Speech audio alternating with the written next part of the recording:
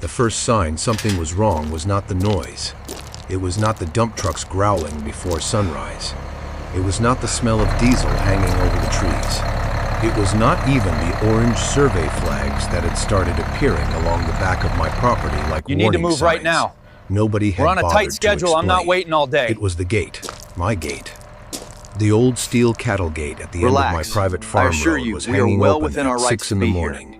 Now, if you'll just look at the plans, the new access road cuts right through here. Not pickup tracks, not delivery tracks, heavy tracks, wide, muddy, double-tread construction tracks. They ran from the county road through my gate, across my private lane, past the hay shed my grandfather built, and straight into the new subdivision site behind my land. For a few seconds, I just stood there with my coffee cooling in my hand, staring at the mud. Then another truck came around the bend, a fully loaded dump truck, on my road, on my land, driving like it belonged there. The driver slowed when he saw me standing in the middle of the lane, but he did not look surprised. He did not look lost. He rolled down his window and said, "You need to move. We've got scheduled deliveries. Scheduled deliveries across my private road."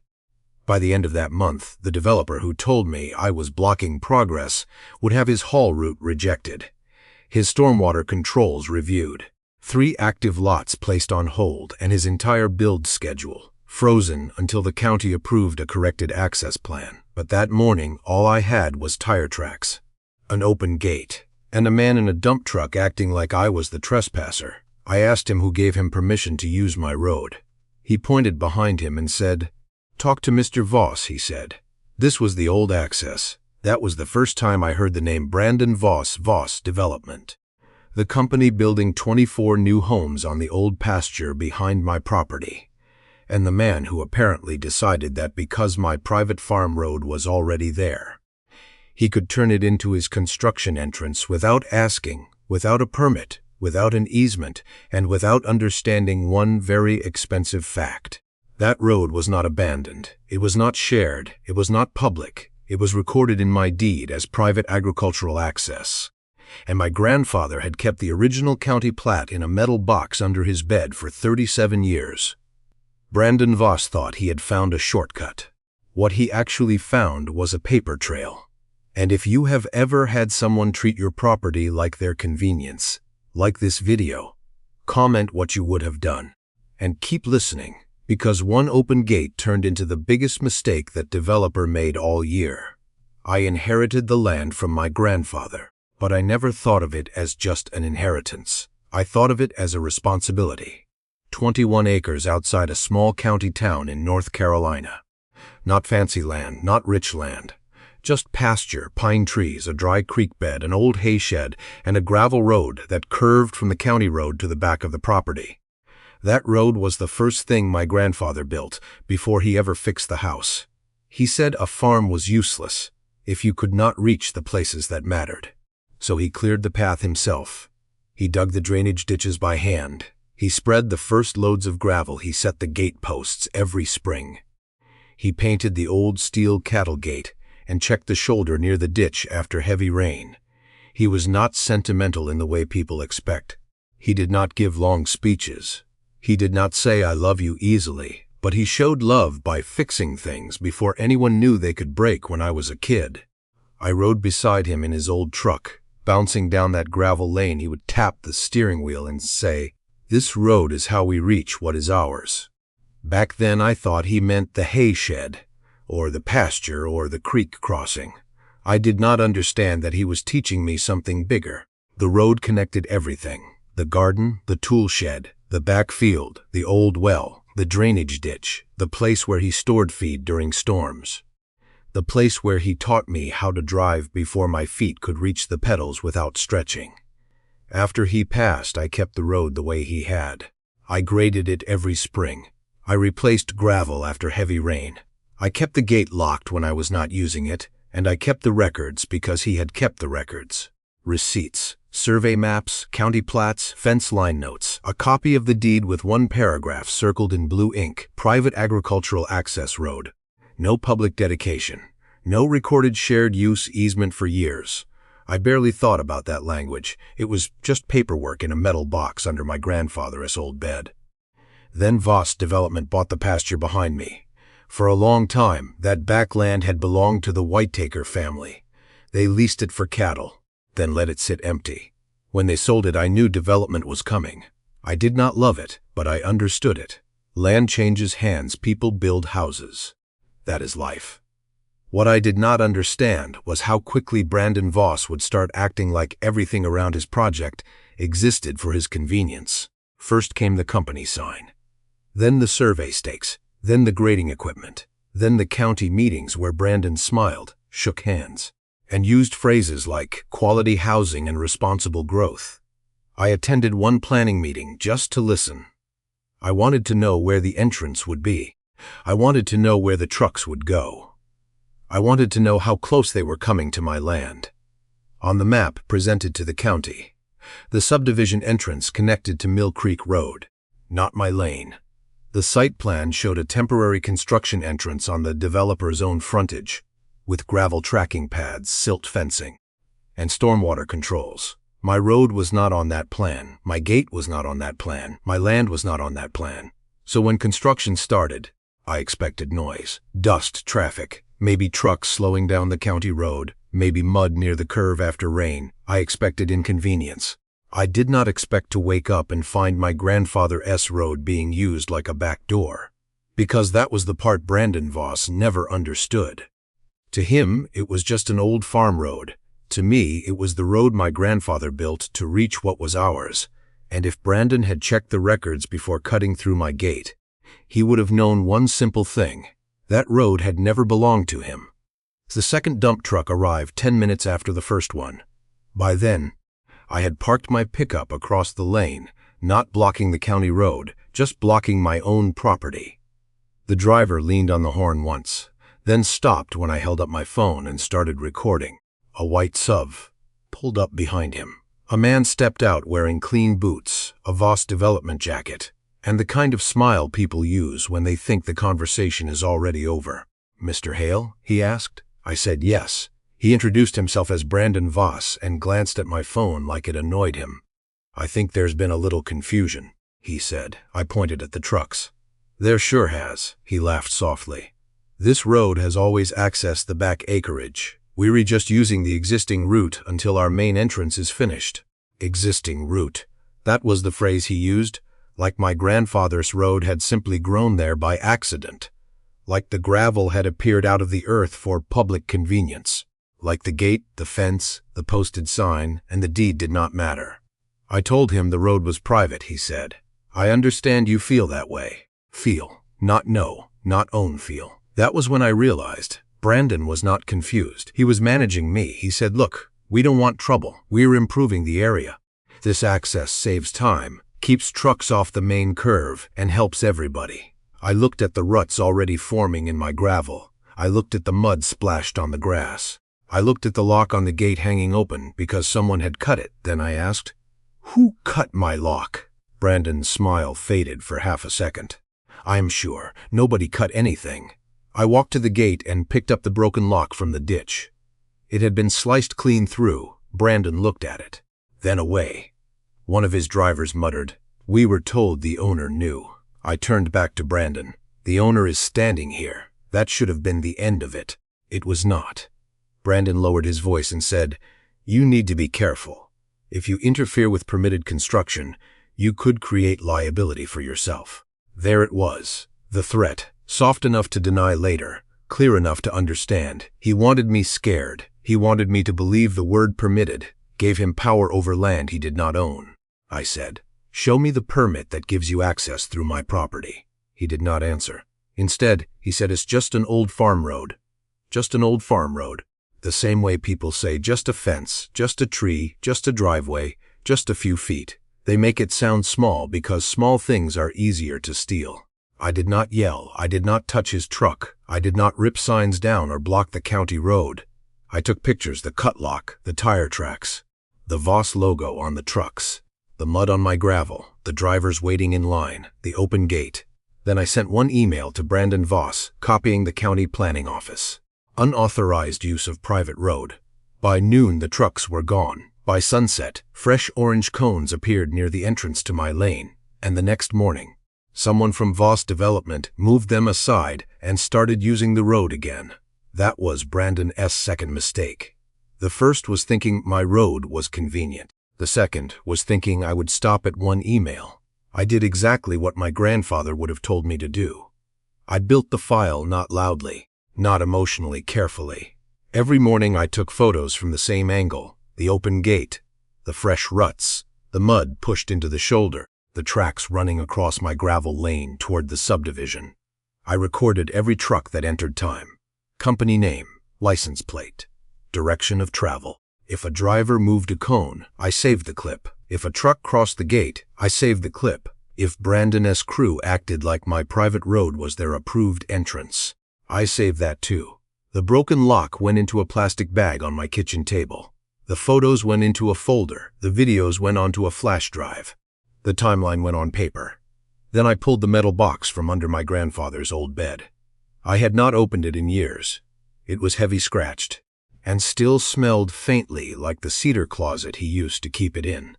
Inside were the kinds of papers most people forget about until they need them.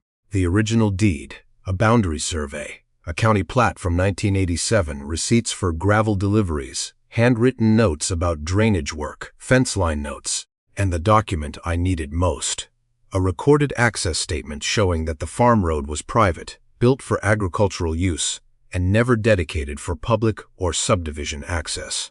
I sat at the kitchen table and read it twice, then a third time. Private agricultural access road, no public dedication, no recorded shared use easement. My grandfather had circled that paragraph in blue ink. For years, I thought he was just being careful. That morning, I understood. He had been protecting me from a man he would never meet. I scanned every page. Then I searched the county permit portal. Voss Development had permits for grading, erosion control, stormwater management. And the first 6 houses, their approved site plan showed one temporary construction entrance. One, it was on Mill Creek Road, not my gate, not my lane, not the old farm road. The approved entrance was supposed to have a stabilized stone pad to keep mud from being dragged onto public roads. It was supposed to have silt fencing and stormwater controls. It was supposed to be the route every construction vehicle used. My road was not listed anywhere. No alternate entrance. No access agreement, no easement, no haul route approval, no permission from me. Then I saw the second problem. The stormwater plan showed erosion controls along the developer's approved access route, but not along my lane. Of course it did not. According to the official plan, construction traffic was never supposed to be there. That meant the trucks were not just trespassing. They were bypassing the approved entrance controls. Every loaded truck that rolled down my gravel road dragged mud toward the creek crossing, crushed the shoulder, and pushed sediment toward the ditch my grandfather had dug by hand. That changed everything. This was no longer just about my gate. It was about the permit. I called the county planning office and asked one question. Can a developer use a private road as a construction entrance if it is not shown on the approved site plan? The clerk paused. Then she said, "You should send that to inspections." So I did. I sent the photos, the videos, the deed language, the recorded plat, the broken lock, the permit screenshots, and a map showing the approved entrance compared to the route they were actually using. 2 hours later, Brandon emailed me. "You are escalating a minor access issue." Minor. That word told me everything. Cutting a lock was minor. Running dump trucks across private land was minor. Ignoring the approved site plan was minor. Damaging gravel, shoulders, drainage, and creek access was minor. It was all minor because none of it belonged to him. I forwarded his email to the county. Then I called a property attorney named Elaine Porter. She listened for 12 minutes without interrupting. When I finished, she asked for the documents. I sent them. An hour later, she called back and said one sentence that changed the entire story. "He does not have an access problem. He has a permit problem." That was when I understood what Brandon had missed. He thought this was between him and me, a developer and a stubborn landowner. But the moment his trucks used a road that was not on the approved site plan, he had pulled the county into it himself. Because permits are not suggestions. Approved access routes are not decoration. Stormwater controls are not optional just because another road is more convenient. Brandon thought. My grandfather's road was a shortcut, but every shortcut leaves a mark. And by the time Elaine finished reviewing the file, those marks pointed straight back to Voss Development. The legal twist came from a sheet in the permit packet that most people would never read. It was called the Construction Access and Sediment Control Detail. Boring title, expensive consequences. Elaine found the sentence first. All construction traffic shall enter and exit through the approved stabilized construction entrance shown on sheet C3. No alternate access routes shall be used without written approval from Millbrook County Planning and Environmental Review. Sheet C3 showed the entrance on Mill Creek Road. Not my gate, not my lane, not the old farm road. One approved entrance, one. And Brandon had ignored it because the approved entrance was inconvenient. It sat near a curve, required extra grading, and needed more gravel to meet county standards. My road was already firm, already connected, already hidden by trees, and already paid for by someone else. That was the shortcut. Then Elaine found the second problem. The development's stormwater permit required perimeter controls before heavy hauling began. But the photos from my lane showed loaded trucks crossing near an unprotected ditch that drained toward Willow Creek. Willow Creek was small. Most of the year it looked harmless, but it connected downstream to protected wetlands. That meant Environmental Review would care a lot. Elaine sent Brandon a demand letter. It required Voss Development to stop using my road immediately, repair all damage, preserve communications related to the unauthorized access, identify every contractor who used the route, and provide proof of any claimed easement or permission. He responded through his attorney. The letter said, Voss Development believed it had historic access rights through the existing farm road. Historic access rights. That phrase made me laugh once in my kitchen. Not because it was funny, because I had the one thing Brandon did not: records. My grandfather's county plat showed the back pasture had once been part of a larger farm. But when the land was divided, access to the rear parcel was assigned through Mill Creek Road frontage, not through our lane. The old route across our land had been temporary farm use between family members before the property split, and the recorded deed after the split specifically removed any shared access claim. My grandfather had circled that paragraph in blue ink. Elaine sent it back with one sentence. Please provide the recorded instrument establishing your alleged historic access rights. Brandon's attorney did not provide one, because there was not one. Then my trail camera gave us the final piece at 5:12 on a Saturday morning. Before sunrise, a Voss foreman cut through the chain I had installed on the gate after the first lock was destroyed. He looked directly at the camera. Then he turned away and waved 2 dump trucks through. It was not misunderstanding. It was not historic access. It was not temporary confusion.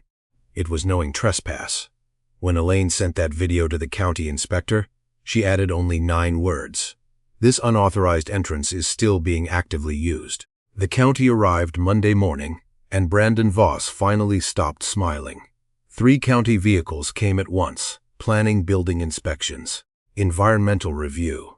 They did not park at my gate first. They parked at the subdivision entrance, right beside the Voss Development sign that showed smiling families, green lawns, and a slogan about building communities with integrity. I stood on my side of the fence with Elaine beside me. Brandon walked out of the site trailer wearing a hard hat and the expression of a man preparing to explain his way out of something. He started with confidence. That lasted less than 5 minutes. The planning inspector asked for the approved haul route. Brandon pointed toward Mill Creek Road. The inspector asked why loaded trucks were entering through my private farm road. Brandon said, "We use the existing access temporarily," the inspector said. "Show me where that access appears on the approved site plan." Brandon flipped pages. Slowly at first, then faster. He could not find it because it was not there.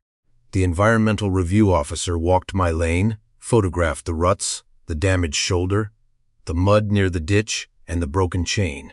She crouched near the creek crossing and scraped sediment into a sample bag. One of Brandon S. subcontractors stood near his truck watching.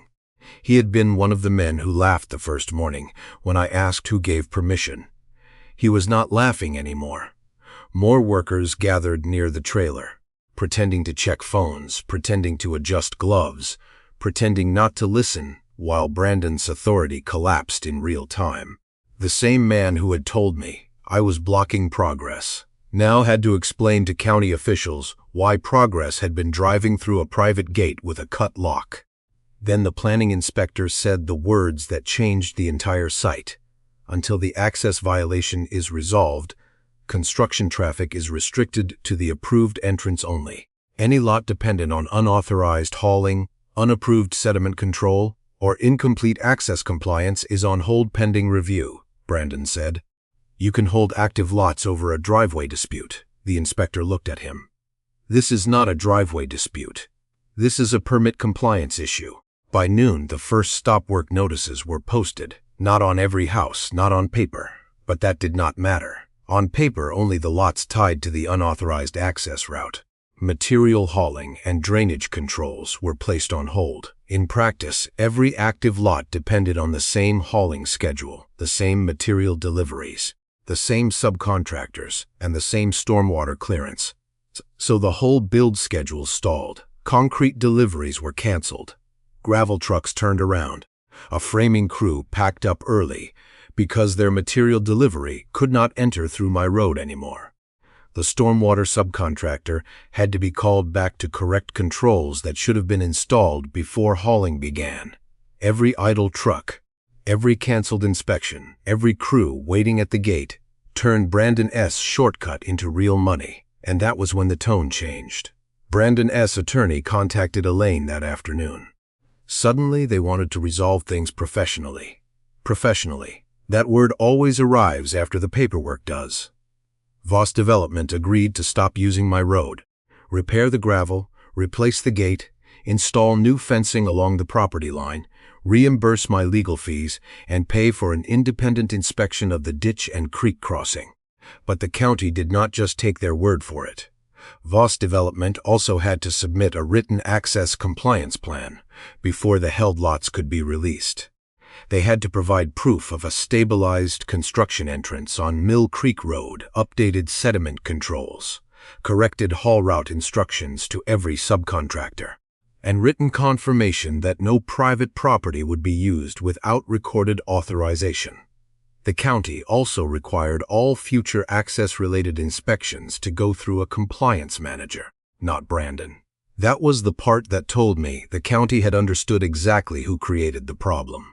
Brandon did not apologize, but 3 days later, his company removed every cone near my gate. A week later, a new sign appeared on the subdivision entrance. All construction traffic use approved entrance only. I took a picture of it. Then I put that picture in my grandfather's metal box. The repairs took longer than the trespass. That is usually how it works. It took one morning for Brandon and his crew to cut my lock and drive through my gate. It took 3 weeks to fix what they damaged. The road had to be regraded. Fresh gravel had to be brought in. The shoulder near the ditch had to be rebuilt. The creek crossing had to be inspected. The gate had to be replaced. And this time I installed a heavier chain, a camera, and a sign that did not ask politely. Private road, no construction access, no easement, Elaine said. It was clear enough. My grandfather would have said it could be bigger. Voss Development paid the invoices, not happily, not quickly, but they paid. The county kept the access violation in the project file. The stormwater issue stayed open until environmental review signed off. The held lots eventually restarted, but only after the corrected entrance, sediment controls, haul route notice, and compliance plan were approved. That mattered more than Brandon understood, because the houses still got built. Families eventually moved in. The world did not end because a developer had to use the entrance he promised the county he would use. Progress did not stop, it just stopped crossing my land. Months later, I saw Brandon once at the county office. He was standing near the permit counter, holding a folder, talking quietly to a clerk. No sunglasses, no clean boots confidence, no speech about progress. When he saw me, he looked away. That was apology enough, the funny thing is. The new homeowners were fine. Most of them had no idea what happened before they moved in. One of them even waved to me over the fence while walking his dog and asked if the old road was private. I said, yes. He said that's what they told us. For the first time, Voss Development had told someone the truth about my property. I still drive that farm road every week. Sometimes to check the fence, sometimes to look at the creek, sometimes just because it feels wrong not to. The gravel crunches the same way it did when my grandfather drove it. The hay shed is still leaning a little to the left, the pines still drop needles along the ditch, and the gate still swings heavy in my hand. But now there is one more paper in the metal box, the county report, right behind the old plat my grandfather saved. He used to say land is only yours if you know where everything is buried. I used to think he meant pipes, wells, fence posts, and lines underground. Now I know he meant proof, because fences can be cut, gates can be opened. Roads can be used by people who think convenience is permission, but records do something stronger, they remember. So if somebody ever treats your land like a shortcut, do not start by yelling louder than them. Start with the deed, start with the survey, start with the permit file, start with the camera. And if this story reminded you of someone who thinks private property is only private when it does not inconvenience them, like this video, share it with another homeowner. Comment what you would have done, and subscribe for more stories where ordinary people win by knowing exactly where the line is. Brandon Voss thought he was stealing a faster route. What he really touched was the proof my grandfather left behind.